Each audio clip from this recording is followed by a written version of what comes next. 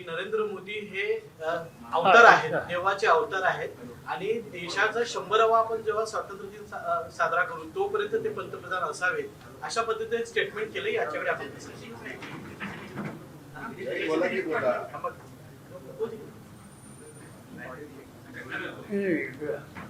असं आहे की 75 साहजिकच कुणी येतो तिच्या कुटुंबात त्यांच्या सरकारने तो दिवस महत्त्वाचा करतो आणि त्या दृष्टीनं प्रधानमंत्री 75 वर्षामध्ये प्रधानपद करतात त्याच्याबद्दलचं अभिनंदन समाधान हा वेगवेगळ्या क्षेत्रातले लोक निश्चित करतात. हे करण्याच्या थोडंसं मी त्यांना पत्र लिहिलं, ट्वीट केलं, त्याचं अभिनंदन केलं. राजकारणामध्ये असे काही बदल करायचे नाही. आम्ही सगळेजण आणि महाराष्ट्रातले यशवंत साहेबांच्या संस्कारात वाढलेली लोक आणि त्यामुळं साहजिकच अशा भाषांनी कुठलेही राजकारण न आणता एक सभ्य आणि सुसंस्कृतपणा याचं दर्शन दाखवलं पाहिजे. त्या दृष्टीनं अनेकांनी देशाच्या किंवा देशाबाहेरच्या नेतृत्वाने प्रधानमंत्र्यांचं अभिनंदन केलं ते नसते. पण अंतरसुरू आणखी काय काय या गोष्टी मला काही भाषा समजत नाही आणि मी अशाच्या मागे नसतो. त्यामुळे मी काही त्याचं भाष्य करू इच्छित. माझा 75वा वाढदिवस होता त्या 75व्या वाढदिवसाला मोदी स्वतः आले होते. त्यांनी वाचनही केलं होतं, आणखी अनेक लोक होते. पण तिथं त्यांनी व्यवस्था आणलेलं नाही आणि आम्ही आलो नाही. आमच्या शुभेच्छा देशासाठी त्यांना काय करायचं असेल ते योग्य करावं एवढी सांगते. 75 वर्षानंतर संविधानिक पदावरून थांबावं असं एक सुरू आहे. आता मी थांबलो तर मला बोलायचं नक्की कधी काय 85 झाले 10 वर्ष. पंतप्रधान मोदींचा वाढदिवस साजरा झाला. पण कालचे पेपर जर आपण पाहिले तर शिंदेची सगळी जाहिरात पहिल्या पानावर वृत्तपत्रात दिसले. भाजपवर कुरघोडी करण्याचा प्रयत्न शिंदेचा आहे असं म्हणता येईल आपल्याला. वर्तमानपत्राच्या काही समस्या असतात त्यामुळे समान काळ जाहिरात मिळाली तर त्याच्याबद्दलचा आनंद असतो. जे स्वतः फेरफार चालू होतं हे कधी पाहिलं नव्हतं. पण शिंदे साहेबांनी त्यांच्याबद्दलची आत्महत्या दाखवली. भाजपमध्ये मोदी युग सुरू होण्यापूर्वी भारतीय जनता पक्षामध्ये मोदींचं युग सुरू होण्यापूर्वी त्यावेळी जे सगळे ज्येष्ठ होते लालकृष्ण अडवाणी, मुरली मनोहर जोशी त्यांना 75 वर्ष झालं तर थांबायला सांगितलं. तर मोदीने आता थांबायला पाहिजे काय? मी नंतर ते मोदी वाचलं होतं. त्याच्यावर आता काही लोकांनी प्रयास केला. तो प्रयास असा आहे की आम्ही असं बोललो होतो, आम्ही याची चर्चा केली. ठीक आहे, त्याच्यात आपण त्याच्याबद्दल नाही म्हणतात. आपण वाचलं होतं, तुम्ही छापलं होतं की आम्ही वाचलं ते म्हणतात नाही. ठीक आहे, आनंद. एकीकडे सरकार विकास कामासाठी निधी नसल्याचं सांगते आणि दुसरीकडे जाहिरातीवर कोट्यावधी रुपये खर्च करते. त्या जाहिराती बघितल्या तर बहुतेक खाजगी दिसते. त्याच्यात सरकारी जाहिरात फक्त एका दिवशी दिसते. म्हणजे गेल्या आठवड्यात मुख्यमंत्री देवेंद्र फडणवीस यांची जाहिरात होती जेव्हा पाहून सगळ्या पेपरला त्याच्यावर कुठलाही उल्लेख नव्हता. पुन्हा ती सरकारी जाहिरात होती की खाजगी होती कळत नव्हतं.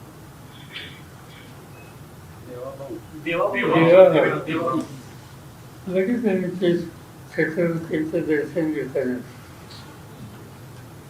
एकीकडे की त्याच्यामध्ये शिवाजी महाराज यांच्याबद्दलच्या अभ्यास करण्याच्या भावना आदर हा आपण सगळे व्यक्त करतो. जेव्हा म्हणून जे काही दिलं प्रसिद्धीमध्ये त्याच्यामध्ये त्याने छत्रवृत्तींच्या बद्दलची आपल्या मनाची भावना ही व्यक्त केली. मी वेगळा विचार करतो. छत्रवृत्तींचे असलेलं त्यांना हवे तो मागण्याचा अधिकार आहे. पण आज महाराष्ट्रामध्ये अनेक ठिकाणी अतिवृष्टी झाली. अतिवृष्टी झाली, शेतीचं नुकसान झालं, शेतकरी संकटात आहेत. अनेक ठिकाणी जमिनी वाहून गेल्या, सोयाबीनची काही पिकं ही उद्ध्वस्त झाली.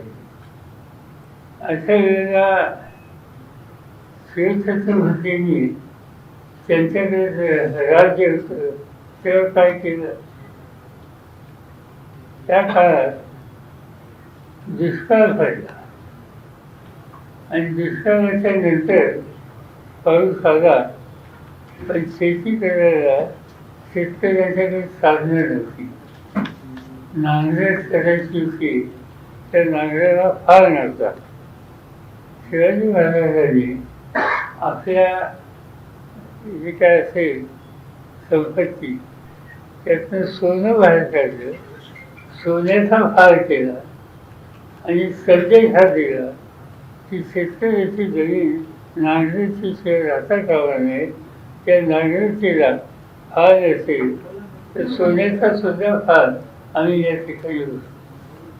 तात्पर्य हे आहे की या सगळ्याकडे बघण्याचा दृष्टिकोन शिवाजी महाराजांचा काय होता हा त्यातनं स्पष्ट होतोय. पण दुसऱ्या बाजूने आज महाराष्ट्रात ठिकठिकाणी अतिवृष्टी आणि शेतीचं नुकसान, पिकाचं नुकसान हे दिसतंय. लोक म्हणतात पंचनामे कधी करताय, प्रत्यक्ष मदत कधी पोहोचते, या सगळ्याकडे आशेने शेतकरी पाहतोय आणि त्यामुळे जीवाभावी या सगळ्याकडे अधिक लक्ष द्यावं. महापालिकांच्या निवडणुकीसाठी उद्धव ठाकरे आणि राज ठाकरे एकत्र येत आहेत.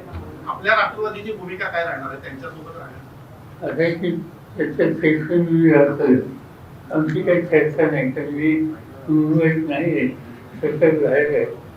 काही 2 दिवसांनी जाईल तर आम्ही बसून येता वेगळे घेऊ. पण तो निर्णय सगळीकडे सारखा असेल असं नाही. कारण नगरपालिका, महानगरपालिका प्रत्येकाचं स्थान कुठं आहे हे बघून त्या संबंधीची ती निघावी. पण महाविकास त्याच्यावेळी लोकसभेला ते विधानसभेला एकत्र गेलो तसं इथं सगळीकडे जाऊ, काही ठिकाणी जाऊ, पण सगळीकडे जाऊ असं आज सांगता येत नाही. महाविकास आघाडीवरती याचा काही परिणाम दिसतोय या दोघांच्या एकत्र येण्याचा? माहिती आहे असं आहे. समजा ते एकच आहे आणि त्याच्यामुळे मुंबईमध्ये शक्तीवादी तर आम्हाला आनंद आहे. सर, काल याच पार्श्वभूमीवर काल ठाकरे गटाचा एक मेळावा देखील तिथं मुंबईमध्ये झाला. त्यावेळी उद्धव ठाकरेंनी असं वक्तव्य केलं की सत्ताधाऱ्यांना राष्ट्रवादीला किंवा काँग्रेसला लक्ष करायचं नाही, तर ठाकरे ब्रँड हा मोडून काढायचा आहे, यासाठी मला टार्गेट केलं जातंय असं त्यांचं म्हणणं आहे. आणि ही महानगरपालिका निवडणूक म्हणजे आपल्यासाठी ऍसिड टेस्ट आहे असं ते म्हणतायत. साहजिकच आहे, कारण आज मुंबईच्या ठाणे या भागामध्ये त्यांचं शक्तिस्थान आहे. त्याच्याकडे अनेक वर्ष महानगरपालिकेची सत्ता होती आणि त्यामुळे त्यांनी त्याची अपेक्षा केली तर त्याच्यामध्ये काही चुकीचं नाही. एकीकडे राज्यावर कर्जाचा बोजा वाढतोय, पण दुसरीकडे मंत्र्यांना गाड्या घेण्यामध्ये अधिकची रक्कम वाढवलेली आहे. त्याकडे कसं बघता आणि मुख्यमंत्री उपमुख्यमंत्र्यांच्या खर्चावर कुठल्या प्रकारची मर्यादा नाहीये, कुठेतरी आंदोलन बघून पाय पसरायला पाहिजे असं वाटत नाही? किती गाड्या घेणार 8-10 आणि त्याच्यात जी काही लिमिट दिली ती लिमिट फार काही आहे असं नाही. त्यामुळे त्याच्या खोल्यात जावं असं वाटत नाही. सर, मराठा आरक्षणाच्या संदर्भामध्ये हैदराबाद गॅजेटची जी काही अंमलबजावणी करण्याच्या हालचाली सुरू आहेत त्याला छगन भुजबळ सातत्यानं विरोध करतायत. आज समता परिषदेचा एक मेळावा देखील ते नागपूरमध्ये घेत आहेत. तर विरोध म्हणजे ओबीसीना एकत्र करण्याचा प्रयत्न छगन भुजबळांकडून होतो आणि शक्ती प्रदर्शनाचा देखील प्रयत्न या निमित्तानं ते आज करताना दिसतात. नाही, जसं हैदराबादचं गॅजेट जे आहे ते एक दिशा दाखवतं. मला स्वतःला हैदराबादच्या गॅजेटची त्याच्याचा दृष्टिकोन हा यापूर्वी माहीत होता. तिची कॉफी मला हल्ली मिळाली. त्याच्यामध्ये त्याचा आधार महाराष्ट्र सरकारने घेतला. मला याच्यामध्ये दोन गोष्टी विचार करायला लागतोय. हा प्रश्न सुटावा, सामंजस्य राहावं, आपल्याची एकीची वेग ही उचलून देऊ नये, ही भावना सगळ्यांचीच असणार, त्याच्यात काही वाद नाही. पण ते करायचं असेल तर कटुता कमी झाली पाहिजे आणि सुसंवाद साधला पाहिजे. म्हणजे उजवे असतील, मुख्यमंत्री असतील, त्यांनी कमिटी प्रमुख असतील, त्या सगळ्यांची सुसंवाद साधून एक सामंजस्य महाराष्ट्रात कसं राहील त्याची काळजी घ्यायची गरज आहे. कारण या प्रश्नावर गावागावामध्ये कटुता आणि संघर्ष हा महाराष्ट्राच्या दृष्टीने घातक आहे. आता हे करायचं असेल ते एकत्र कसं यायचं आणि त्याची जबाबदारी साहजिकच सरकारने याच्यात काही निर्णय घेतले. राज्य सरकारने निर्णय घेतल्याच्या नंतर पुढची दिशा ठरवायला त्यांनी दोन कमिट्या केल्या. एक कमिटी विशेषतः मराठा समाजाच्या प्रतिनिधी आणि दुसरी कमिटी ओबीसीचं प्रतिनिधित्व करतात ते. एकाचे अध्यक्ष विखे आणि एकाचे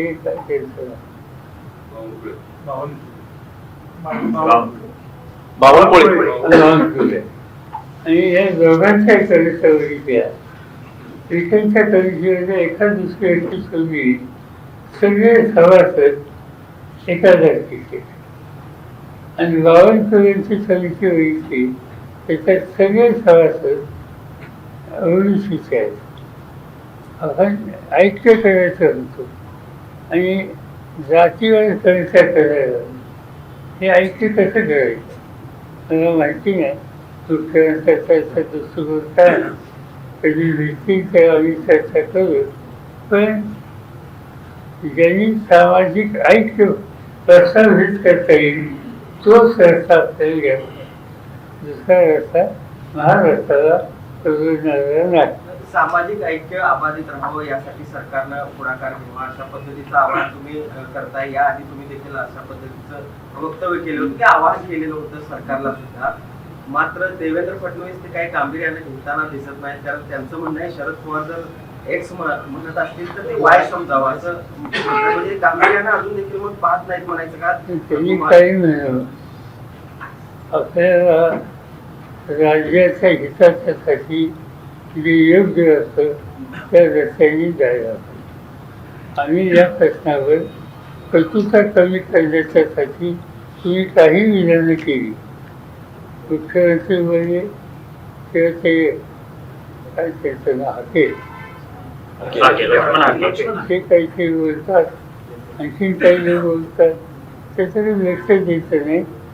लोकांना एकत्र कसं, कारण हा खरा प्रश्न आहे तो तुमच्याकडे नाही. फार आज महाराष्ट्रात ही कटुता वाढली ही प्रामुख्याने मराठवाड्याच्या काही जिल्ह्यात जालना, बीड, परभणी, औरंगाबाद, उस्मानाबाद एवढ्या टाकू जे काही आंदोलन मुंबईत झाली तिथं प्रामुख्याने या भागातली तरुण केली होती.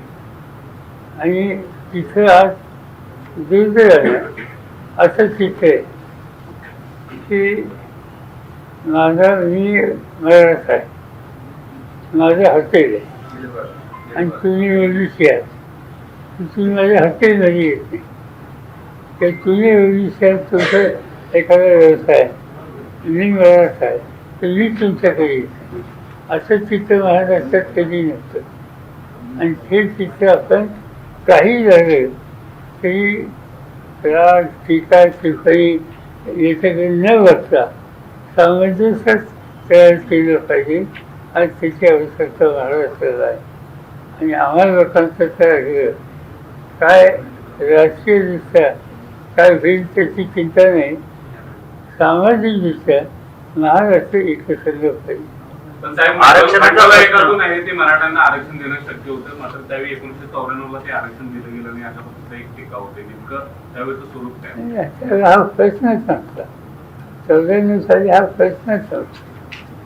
आणि त्यावेळेला मंडल कमिशनचा रिपोर्ट आल्याच्या नंतर महाराष्ट्रामध्ये त्याचा फायदा विविध छोट्या जमातींना व्हावा त्या दृष्टीने निर्णय घेतले. ते निर्णय घेण्यामध्ये मी असेल किंवा आणखीन काही लोक होते जी बैठक झाली मला आठवतं. त्याच्यात भुजबळ होते, त्याच्यात गोपीनाथ पुंजे होते, आणखीन काही लोक होते. आणि सगळ्यांनी बसून निर्णय घेतले. थोडक्यात राज्य सरकार आरक्षणाचा प्रश्न जाणीवपूर्वक व्यवस्थित हाताळत नाही असं म्हणायचं का? मी आज आग्रह करणार नाही. कारण मला हा प्रश्न प्रकृतात चालून कशी एकत्रितता करता येईल अशा पद्धतीनं आग्रह लावायचा. पण जे आता साहेब दाखले दिले जातात त्या दाखल्यावरून संशयाचं वातावरण निर्माण होते. काल जे दाखले विक्रेत केले त्याच्यावरून छगन भुजबळांनी आरोप केले की खाडाखोड करून किंवा पूर्वनियोजित अगोदर तयार केलेली दाखले विक्रेत केले गेले. ते मी वाचलं तर मी काही स्वतः पाहिजे.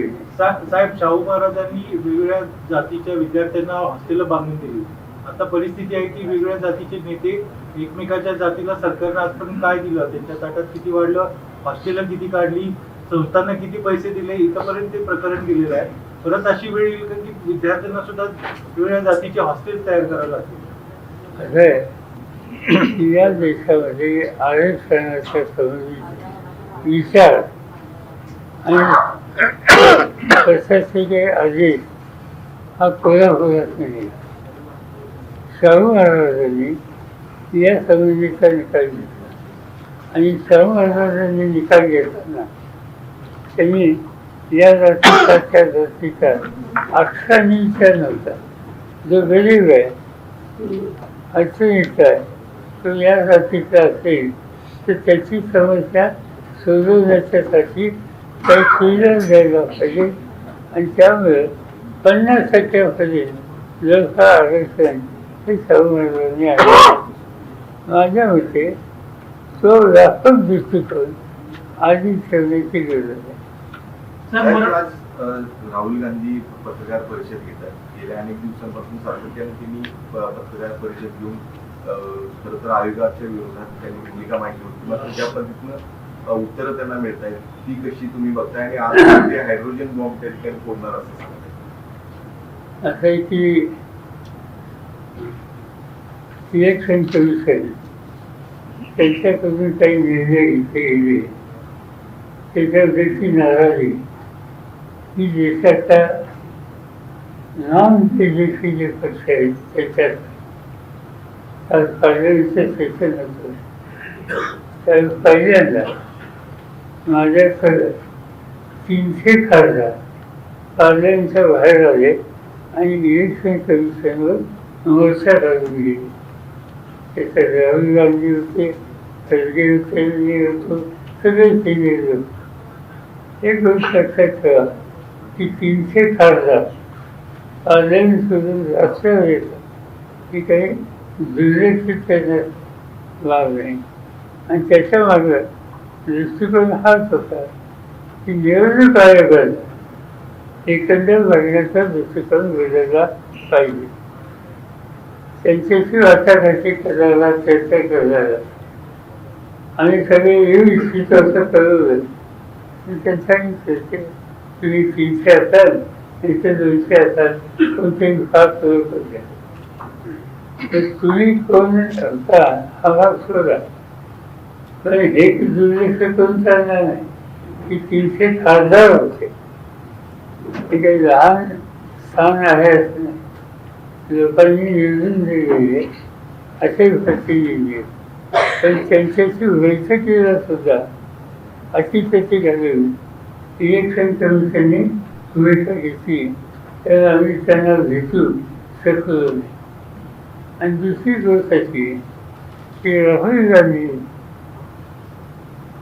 मतदारसंघ घेऊन कर्नाटकातला असेल, महाराष्ट्रातला असेल, राजस्थानमधला असेल आणि तो घेऊन मतदार यादी घेऊन की इथं असा आहे, हा बदल केलेला आहे, या सगळ्या गोष्टी दाखवल्या. आता हे इतकं स्पष्ट होत असताना लोकांचा विश्वास निवडणूक आयोगावर बसावा याची खबरदारी आयोगाने घेतली पाहिजे. पण आयोगाने तो दृष्टिकोन घेतलेला नाही आणि त्याच्यावर आर्थिक तर काही चालले नाही. बघूया आता तिथे राज्यात निवडणूक आहे, त्याच्यात काय हा प्रश्न आहे. पण या निवडणुकीच्या प्रक्रियेवर लोकांचा विश्वास होईल अशी भूमिका आयोगाने जर घेतली तर मला माहिती नाही की देश किती वर्ष हे करते. बिहारच्या इलेक्शनमध्ये आता एक कशा पद्धतीने तुम्ही अपेक्षा करताय? आयोगाने एक नवीन एक बदल देखील या सगळ्या निवडणुकीच्या पार्श्वभूमीवर काढलाय की आता रंगीत फोटो त्या ठिकाणी ईव्हीएम वरती असणार आहे. पहिल्यांदा जे मत पडणार आहे ते आता काल आमच्याच पक्षाचं नाशिकला अधिवेशन आणि त्या ठिकाणी आम्हाला काही लोकांनी दाखवलं. त्याच्यात काय दाखवलं?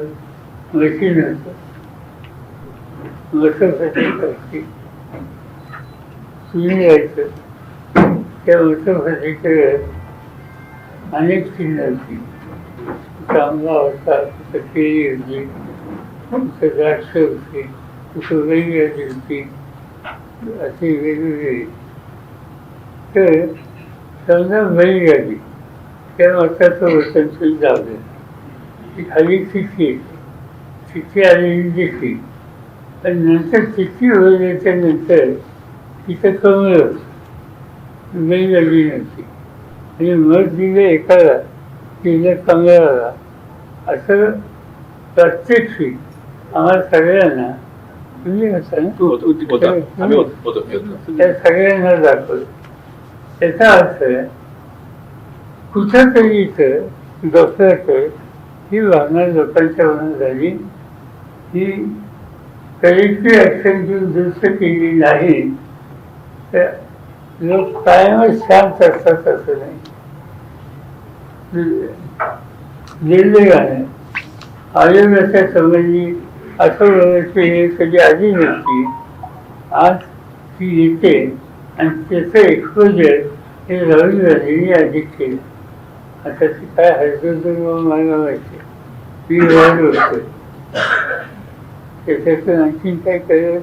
मतचोरीचा फटका तुमच्या पक्षाला बसला काय? कारण अनेक काठावरती उमेदवार आहेत तुमचे पडले गेले. जयंत पाटलांनी सुद्धा आता नाशिकच्या मेळाव्यात सांगितलं की आमचे उमेदवार आहेत ते बहुसंख्य मतं त्यांना पडलेली, कुणाचंही डिपॉझिट जप्त झालं नाही आणि त्याचा फटका नेमका बसला गेला. आम्हाला असं एक माझं सुधारणा माझ्या पक्षाने लोकसभेच्या 10 जागा लढवायचा निकाल दिला. तुम्ही लोकांनी 10 पैकी आमच्या न मिळवली. त्याच्यानंतर विधानसभेची निवडणूक. त्या विधानसभेच्या निवडणुकीमध्ये आम्हाला 10 जागा मिळाल्या. लोकसभेला 48 पैकी 10, लोकसभेला 10 मिळाले 9 आणि 288 विधानसभेच्या त्याच्यात मला आठवत नाही पण आम्ही 110 वगैरे काहीतरी गडबड असतील मिळाल्या 10. तिथे खाली लोक त्याच्या आधीच्या लोकसभेच्या निवडणुकीत तिथं आमच्या जागा आल्या. पण 6 महिन्यांनी 8 महिन्यांनी तिथं सगळीकडे पराभव झाला. हा होऊ शकतो, सरसकट नाही तर कुठं होऊ शकतो. तर काही गोष्टी अशा दिसल्या की आता एक उमेदवार आमचा गेले 25 वर्ष निवडून येतो, तो पडला. त्याचा पराभव म्हणजे त्याला ऐकणं कधी होतं 1,09,06. त्याच्या शेजारच्या वर्गात आमचा दुसरा उमेदवार की जो 5 वेळी निवडून आलेला होता, स्वतः पराभव झाला आणि त्याचा पराभव सुद्धा 1,906. म्हणजे 2 मतदारसंघात शेजारी एक पहिल्यांदाचं अंतर आणि दोघांच्या पराभवाच्या आखरी समान. त्याच्यामध्ये शंका निर्माण, माझ्याकडे काही पुरावा नाही, पण शंका नक्की निर्माण होते. आणि ही शंका इलेक्शन कमिशन होतं ही होती. कॉन्स्टिट्युशन बॉडी आहे, कॉन्स्टिट्युशन संविधानात या संस्थांनी आपल्याला विश्वास करता हा ठेवला पाहिजे, तो ठेवला नाही हा विचार देशामध्ये लोकांच्या उत्तम जानकरांनी जो आरोप केला होता, त्यांना त्यांच्याच गावातलं मतदान कमी पडलं, मतदान घेण्याचा सुद्धा त्यांनी खूप प्रयत्न केला होता, तो संशय खरा वाटतो. मी गेलोच होतो त्या गावात. त्या गावाची जी बैठक झाली मतदानाची, ती मागणी मी केली, ती मागणी मी स्वतः तिथे केली. पण सरकारने यंत्रणा वापरून त्या सगळ्या गोष्टी तिथं होऊन गेल्या नाही. प्रश्न निवडणूक होऊन गेली होती. निवडणूक होऊन गेल्यानंतर एका गावात लोकांनी सरकार केली की आम्ही असं मत टाकलं होतं, पण तिथं निघालं दुसरं, म्हणून आमची ट्रायल होणार घ्या हे गावकऱ्यांनी सांगितलं. आणि ती मताची पेटी ठेवली आणि ट्रायलच्या ठिकाणी घेतली. त्याच्यात काय गुन्हा? पण हे तुम्ही करता म्हणून ॲक्शन घेतली गेली, केसेस केल्या गेल्या आणि हे डेमॉन्स्ट्रेशन करून दिलं नाही. त्याच्यामुळे शंका निर्माण.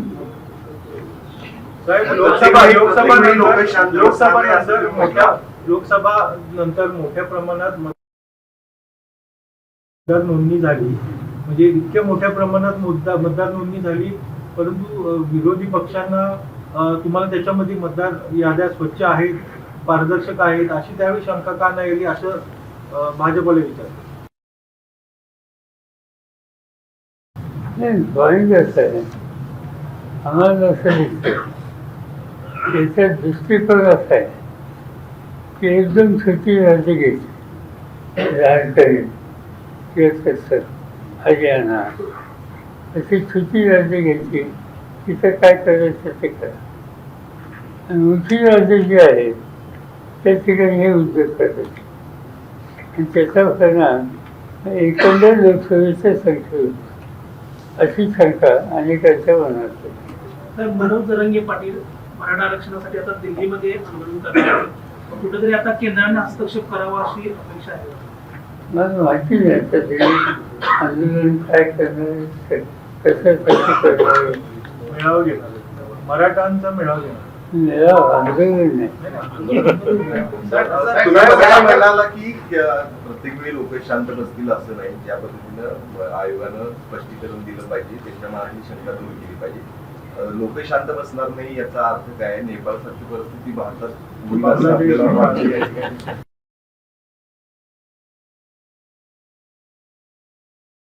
श्रीलंका निवडणुकीत निकाल देतील, आणखीन काय करतील, तसं आपण आपल्या आजूबाजूला काळजी करण्यासाठी येतील. आतापर्यंत भारताचं फळाचं धोरण त्याच्यामध्ये शेजाऱ्यांची चांगली संबंध हे जवळ निघून जेव्हापासून सूट करतं. आज काय चित्र दिसतंय? आज तुम्ही हिंदुस्थानचा नकाशा ठेवा, सुरुवात पाकिस्तान पहिल्यापासूनच आपल्याला लिहिलेली आहे.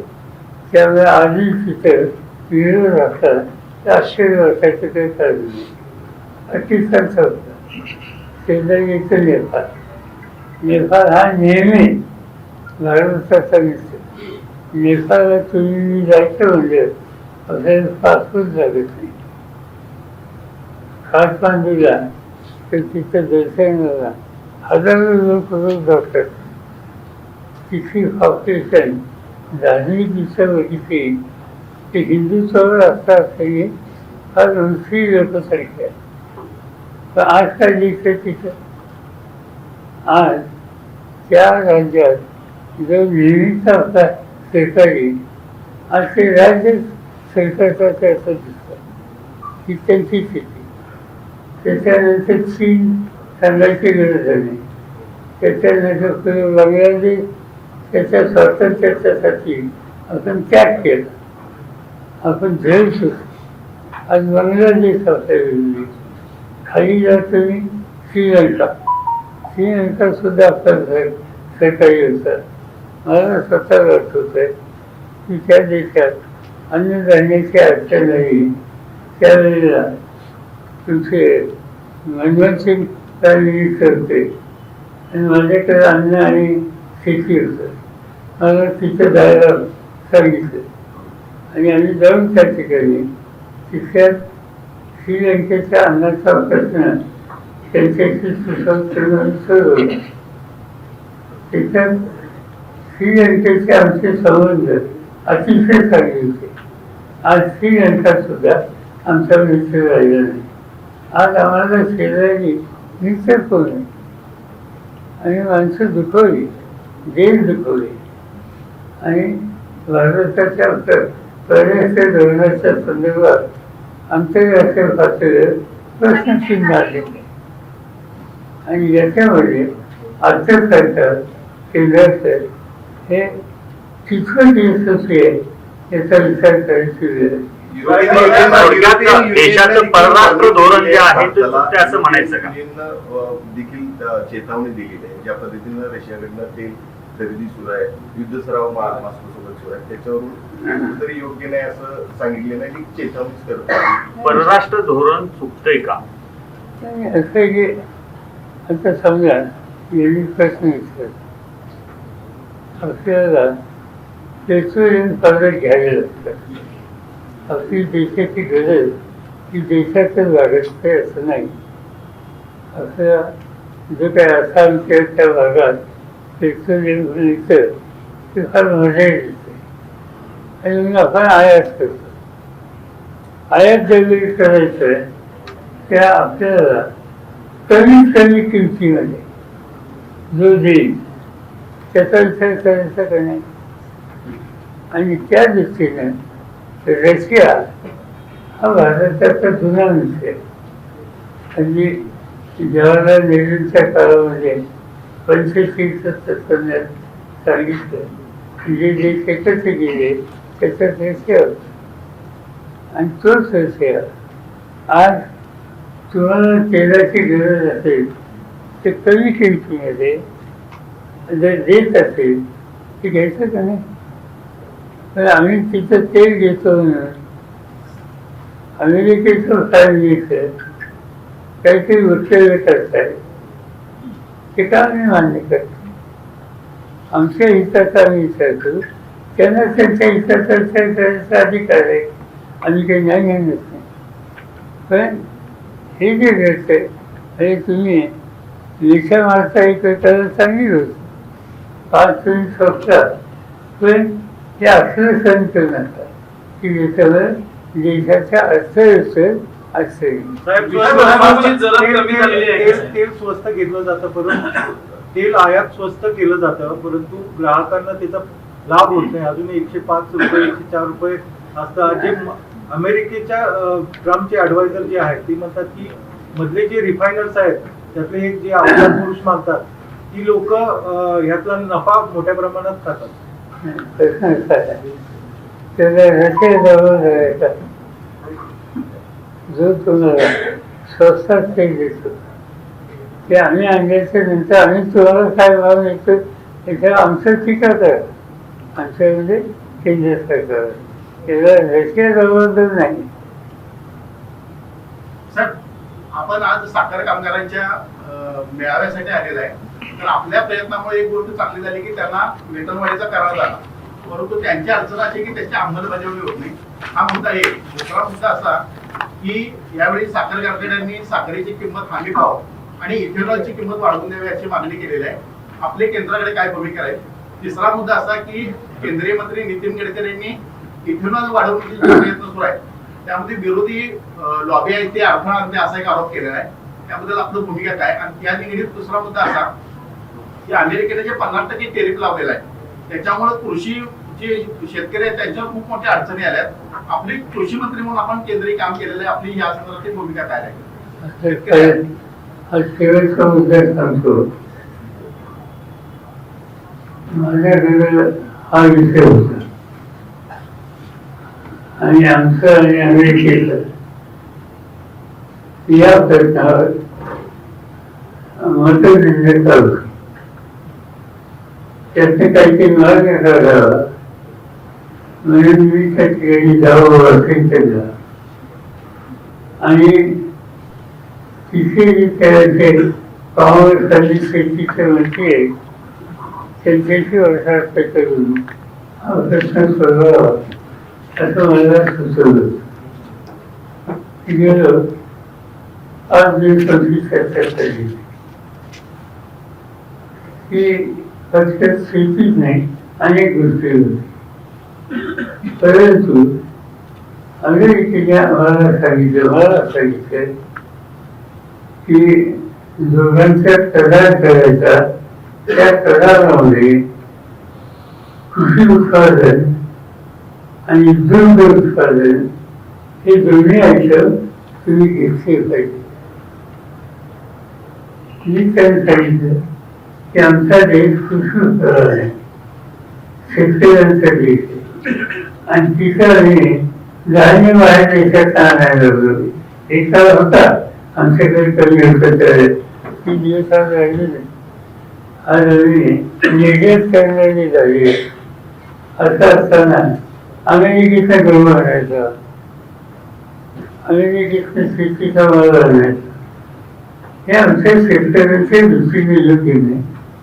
आणि दुसरा त्याचा आग्रह होता की दूध त्याच्यावरचे पदार्थ हे तुम्ही घेतले पाहिजे. आमचा सच त्याचा आणि तो आम्ही मान्य केला नाही. त्यांचं म्हणणं होतं की तुम्ही कारण नसताना निर्णय करता. मी त्याला दुसरं कारण सांगितलं की अमेरिकेमध्ये आपण पशुखाद्य तयार करतो. इथे करतात पशुखाद्याचं एकेकाळी शेतकरी सांगायचं पशुखाद्य वैर शिस्त असलेलं मला फार लोकप्रिय होतं. तर आपलं पशुखाद्य कशात संपतं? धान्यात संपतं. अमेरिकेमध्ये पशुखाद्य कशात करतात? ते गाई म्हशी बैल यांची हत्या केली जाते. त्याचं रक्त आणि त्याचं मांसाचे तुकडे हे पशुखाद्यात दिले जातात. तर आमच्या वाटाघाटीत हा विषय काढला की आमच्या देशामध्ये गाय कापली त्याचं मांस हे गाईला पशुखाद्य म्हणून दिलं तर लोकांना आवडलं नाही. हे आम्ही घेऊ शकत नाही. त्याच्यामुळे ह्या दोन्ही गोष्टी त्यावेळेला आम्ही अमान्य केल्या. आज तोच आग्रह पुन्हा केलेला आहे. आणि मला एक गोष्ट केंद्राची ठीक वाटते की त्यांनी अमेरिकेच्या दबावाच्या समोर त्यांनी संमती दिली नाही ही चांगली गोष्ट आहे. हा त्या संबंधीचा विषय. आणि दुसरं काय होतं? आज आपण साखर कामगारांच्या मेळाव्यासाठी आलेला आहे. तर एक गोष्ट आपल्या प्रयत्नाने चांगली झाली की त्यांना वेतनवाढीचा करार मिळाला. परंतु त्यांची खंत अशी आहे की त्यांना वेतनवाढीचे फायदे मिळाले.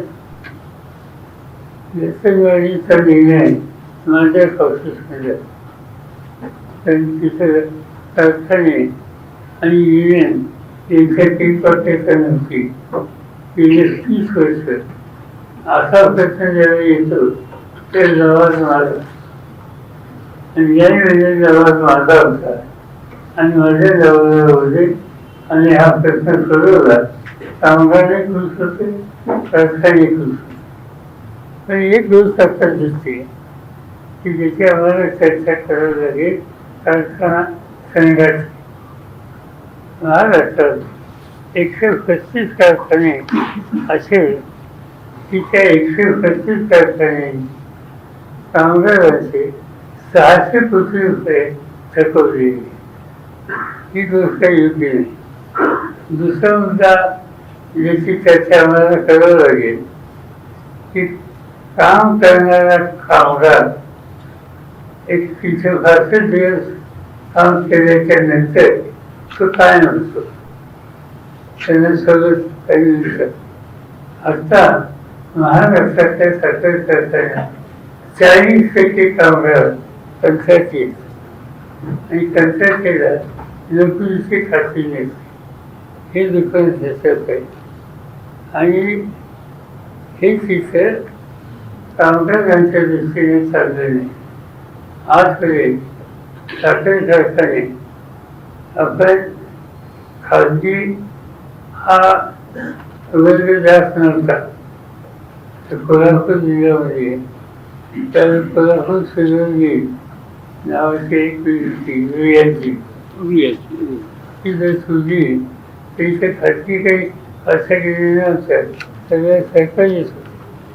ते तिथं महाराष्ट्रात होतं. आज काय दिसत आहे, महाराष्ट्रामध्ये 101 खाजगी आहेत आणि 99 सरकारी आहेत. याचा अर्थ सरकारीपेक्षा खाजगी कारखाने वाढले. तिथं जी काळजी सरकारमध्ये कमीत कमी अक्षर बसून कामगारी असलेच आहेत म्हणून त्यांच्या हिताचा विचार होत असतो. पण या खाजगी कारखान्यांच्यामध्ये कारखाने चांगले चालवतात, त्याच्याकडे तक्रार नाही. पण त्याच्यामध्ये कामगारांच्या हिताची तरतूद वेगळ्या पद्धतीने केली जाते. कामगारांची संख्या ही कमी केली जाते आणि हे होत नाही. त्याचं काहीतरी मार्ग काढावा लागेल. आज महाराष्ट्राच्या साखर कारखान्यांचे कामगारांच्या जे युनियन आहेत ते सगळे पळणारे जाणार आहेत आणि त्यांचं म्हणणं ऐकायचं आहे आणि याचं मार्ग काढायचं. स्थानिक स्वराज्य संस्थांच्या निवडणुका येऊ घातलेल्या आहेत. विधानसभेच्या निवडणुकीबद्दल अनेकांच्या मनामध्ये प्रश्नचिन्ह आहेत. सामनातून सुद्धा हा प्रश्न विचारण्यात आला की स्थानिक स्वराज्य संस्थांच्या निवडणुका तरी लोकशाही पद्धतीनं पार पडतील का? आपल्याला काय वाटतं?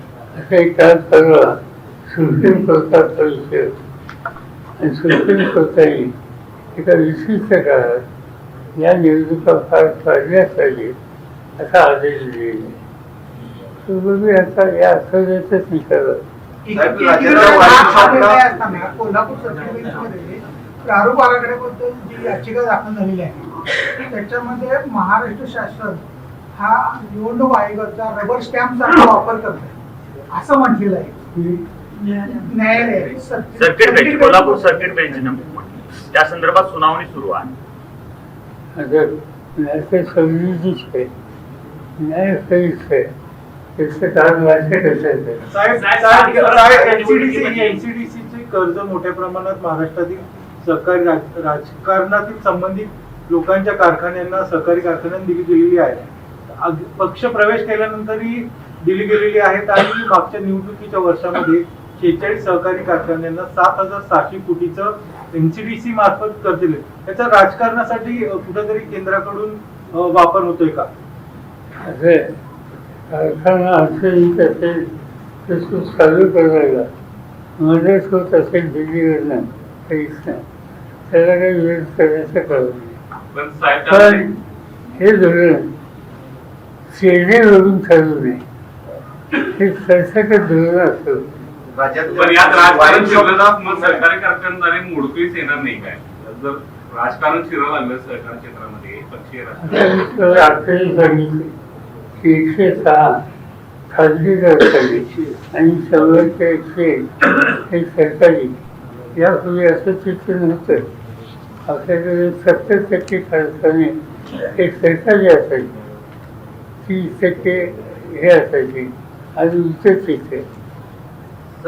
नेत्यांच्या कंपन्यांना मद्यविक्री परवाने देण्याचा जो काही विषय होता तो गुंडाळणे राज्य सरकारने अशा प्रकारची माहिती समोर येते.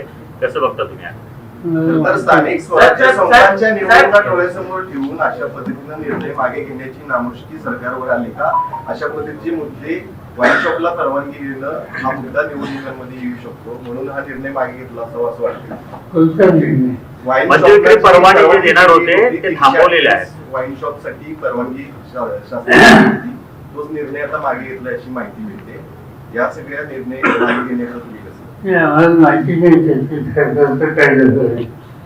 पण एक गोष्ट सांगतो, आमचा याचा अर्थ की शेतकरी ऊस उत्पादक आणि शेतीची संघटना राज्याची महाराष्ट्र राज्य सरकारी साखर कारखाना संघ या सगळ्यामध्ये आम्ही जाणीवपूर्वक निघाल. काल माझ्याकडे बैठक संदर्भात सुरू आणि तिथं आमचा एक आग्रह आहे की आता इथून पुढे साखर एक साखर हे सूत्र बदलणारं नाही. त्याला उसापासून साखर ही साखर करण्याच्यासाठी उसाचा रस काढणं, ती साखर करणं, साखर केल्याच्या नंतर खाली विभागणी असते त्याच्यापासून मोगऱ्याचे हे करणं आणि जो गरीब केल्यानंतर जो ऊस असतो तो जाळायला वापरतो, त्याच्यापासून वीज, त्याला वीज, अल्पवृक्ष रचना आणि साखर या तिन्ही गोष्टी केल्या पाहिजेत, तर हा धंदा टिकेल असा निष्कर्ष आमच्या त्या सगळ्या तज्ञांचा आहे. त्याला खोसून बरोबर हे सरकारने द्यावं. मग ते दारूसाठी याच्याऐवजी इथेनॉलला दिलं तर त्याचं आयात ही कमी करता येईल आणि दोन फेकून येतील आणि तो आग्रह आमचा आहे. मुंबईच्या वाशीमध्ये 2 बेकायदेशीर इमारती पाडण्यासंदर्भात नवी मुंबई महापालिकेने नोटीस काढलेली होती, मात्र एकनाथ शिंदेनी त्याला स्थगिती द्यायला लावली. हे कोर्टात ज्यावेळी प्रकरण गेलं त्यावेळी कोर्टानं एकनाथ शिंदेनी कोणत्या अधिकारात ही स्थगिती दिली अशा पद्धतीनं झापलेलं आहे. एकूणच ज्या पद्धतीनं अशा कामांमध्ये हस्तक्षेप वाढताना दिसतोय का मंत्र्यांचा असेल किंवा सरकारमधील माहिती नाही. साहेब, आपल्या प्रयत्नामुळे इथेनॉल निर्मितीला प्रोत्साहन मिळालं आणि आता केंद्रीय मंत्री नितीन गडकरी असं म्हणतात की इथेनॉलची लॉबीच्या विरोधात काही लोक प्रयत्न करतायत, त्यामुळं या प्रयत्नामध्ये या सगळ्या प्रयोगामध्ये अडचणी येते. इथेनॉल हे लोकप्रिय करण्यासाठी अनेकांनी केलं केली. याच्यामध्ये गडकरींचं योगदान मोठं आहे. गडकरींचा या संबंधीचा दृष्टिकोन हा साखर धंद्याला आणि विशेषतः ऊस उत्पादकांना अनुकूल आहे, पाहिजे. त्यानंतर ग्राहकांना जी साखर येते त्याची किंमत कमी करण्याच्यासाठी सुद्धा त्याचा उपयोग होईल. आणि म्हणून गडकरी करतायत त्याला कुणाचा विरोध असेल तर मला माहिती नाही, पण माझ्या मते ते करतायत ते शेतकऱ्यांच्या हिताचं. साहेब, एकनाथ शिंदे मुख्यमंत्री असताना मोठ्या प्रमाणात विकास कामं काढली गेली, परंतु आता सरकारला कंत्राटदारांचे पैसे द्यायला नाहीत, कंत्राटदार आत्महत्या करतात. हा मोठा गंभीर प्रश्न आहे गंभीर. पण आम्हाला कुठेही गेलं की सरकारचा आमचं सेक्टर कसं होईल त्याचे काही लोकांनी